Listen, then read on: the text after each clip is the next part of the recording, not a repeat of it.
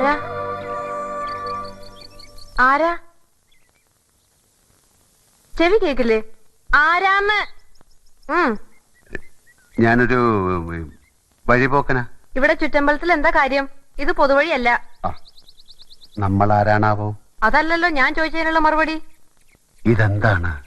കാവിലെ ഭഗവതി നേരിട്ട് പ്രത്യക്ഷപ്പെട്ടതാണോ? അതെ. അല്ലാന്ന് തോന്നാൻ മാഷ്ക്ക് ഭഗവതിയെ മുമ്പ് കണ്ട പരിചയമൊന്നുമില്ലല്ലോ. ഉവ്വോ?